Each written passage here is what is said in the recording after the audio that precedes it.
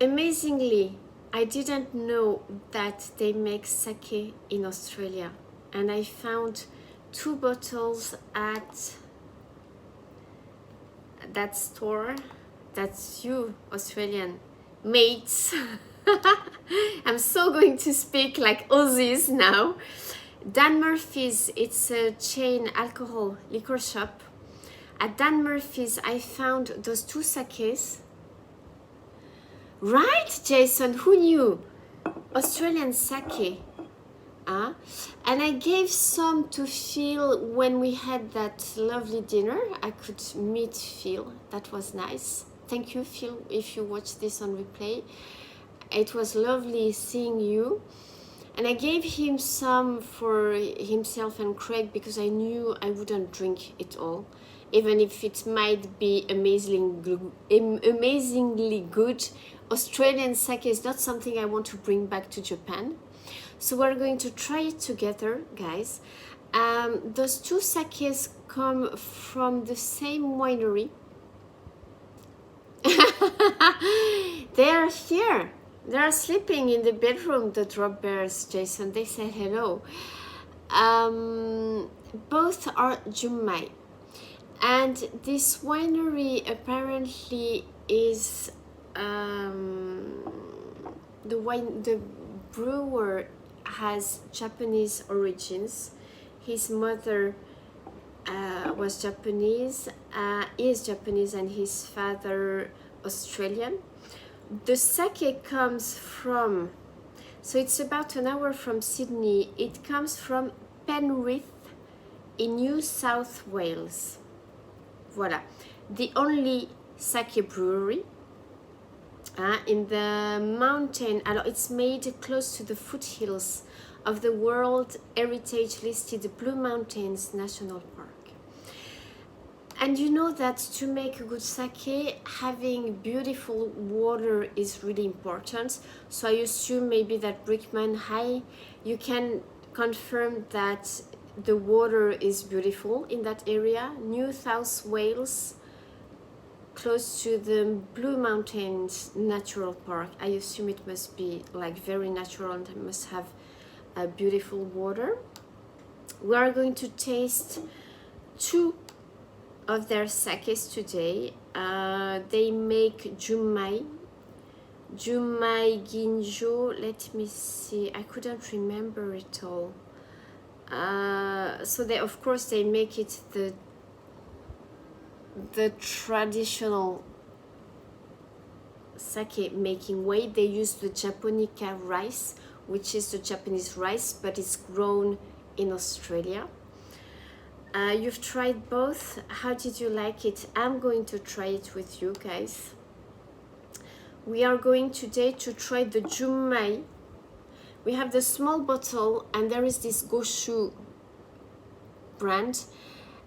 This one, I think they were about, seeing the size, it wasn't like one was more like expensive than the other, because I think that this bottle was less expensive than this one. And it's just that there is less in this one. It's a 360 centiliters bottle, and this one is a 740, which is funny, I think, because in Japan it would be 720 if I'm not mistaken. So it's kind of an Australian size. Hi Jeff, hi Jessica. Sorry, I started a few minutes earlier because I'm in a hurry to go back into town and to wander around the city. Sorry about that, guys. So we are going to try, I think I have more explanations at the back of this one, and it says that Sake Master Toshi's point is 92. On this one, I don't have such explanation, but still it's written Premium Junmai Australian Sake. So I think I'm going to start with this one.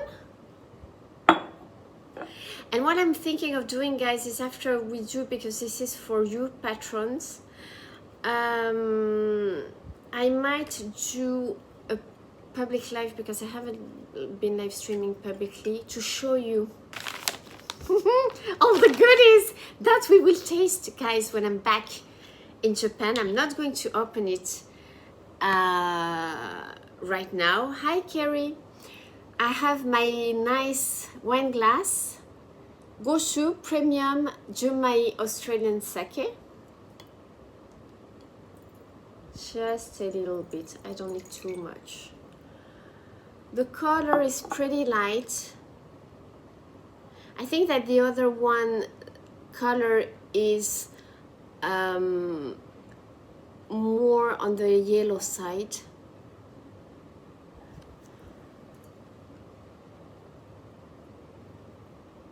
It smells of sake. This is a good thing. So it's basically made like, it's really made like Japanese sake, but all the process and the rice is the same. It's just that the terroir, the place is different. It's Australia. It smells a little bit dry.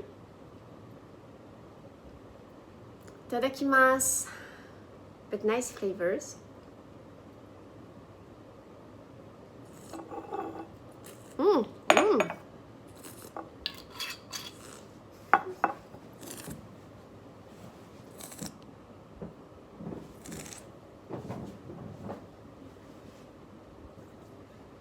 Let's make this be a real tasting, guys.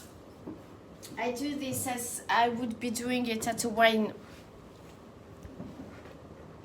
You know, this is how we do it. We spit out the alcohol, because when you have to taste 50 wines, you can't possibly drink it. Oh my god, this is so tasty. And I spit it out not because it's not good. It's very delicious, I think. For Jumai, it has a very clean sake taste, very nice flavors. It has a straight bone structure, very nice, very well balanced. It's very aromatic, but not too aromatic. It's more on the fruity side, I think. And it has a nice acidity. It's very fresh. It's not too heavy, a little bit round in the mouth, but not too much. It's a very nice sake. I spit it out because I'm going to have a super nice dinner tonight, and I want to arrive there fresh, you know. And I had 2 glasses of wine at lunch, so this is good. This is a very good surprise. It's a really well made sake. It's super clean, as I said. It's like sake we would find in Japan. It's a really, really nice surprise. Well done, good job, super good job. This is some sake. This is better, guys, than the sake, the Nambu Bijin that we had the other day. The Nambu Bijin we had the other day was Honzojo, and it was drier, so I kept it to use for cooking. I like sake when it's a little bit round in the mouth. So see, this is Australian sake that is better than sake that is made in Japan, because you have all those different categories, and also it depends on your taste, I think. I don't like sake when it's too dry, and I like it when it has a really, you know, nice aroma and roundness in the mouth, like would be, you know, white wine would be round in the mouth. This one is like that. It's very nice. If you're in Australia and you've never tried it, you didn't know about it, try it, because it will give you a good idea of how a nice Jumai sake can taste like. Is it better than sake from the vending machine? Alors, Brickman, I never buy sake from vending machines, but you know, we are going to, attends, hop, I'm going to do the service. Well, I should be sitting here. You will see me, I can't see myself, but I don't buy sake from the vending machine because I prefer to buy premium stuff.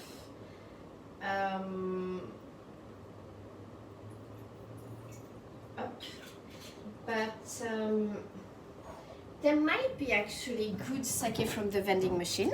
I don't know that. Alors attends, hop guys. Voilà. It depends because in Japan they sell so much stuff in vending machines, right? It's a nice view, you like? Alors, the color of this one seems just slightly more, can you see? Yes.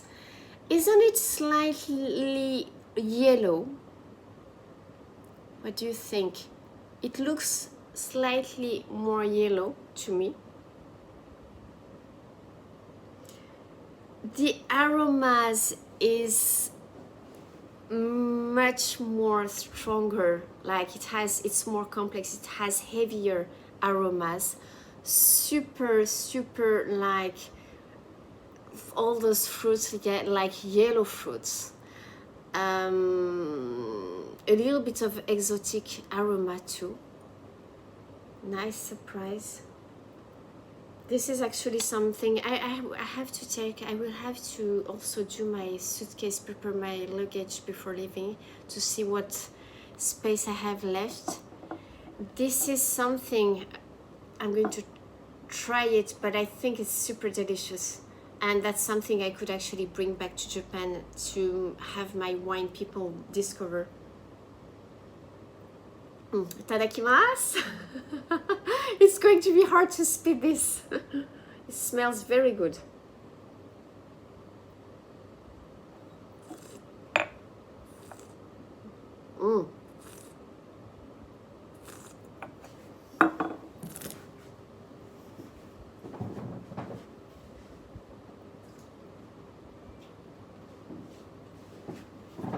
Alors, it's actually a little bit,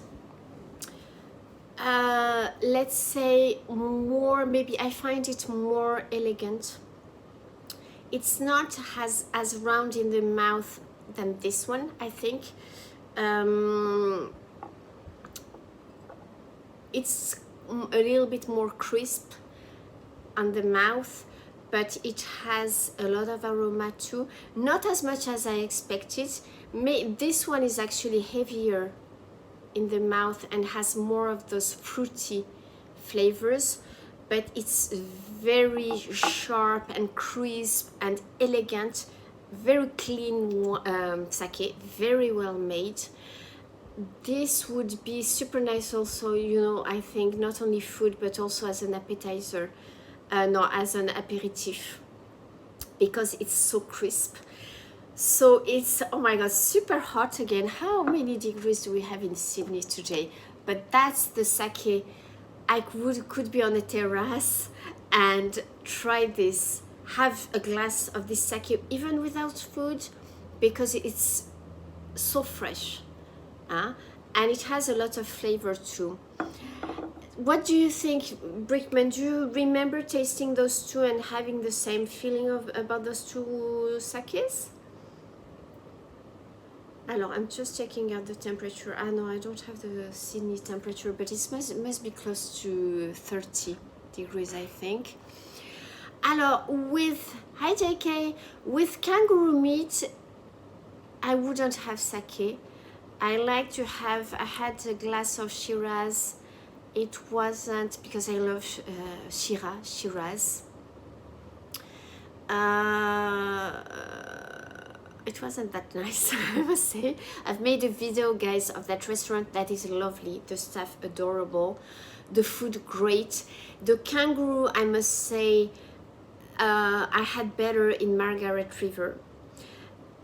But what is surprising to me is that, to me, Margaret River, I think, is expensive, because in Sydney the prices I have for wine are not more expensive. Even I was at the Hyatt Hotel yesterday evening. Seriously, guys, the wines were, most of the wines by the glass were under 20 Australian dollars.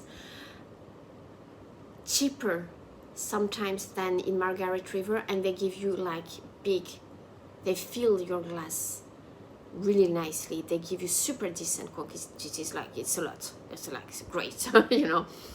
Margaret River was expensive. We will talk about this when I go back to Japan, of course. I will have more time. We're going to do the food tasting, but I wanted, guys, to share the sake tasting with you here while it's still super fresh. It's a very nice discovery to me.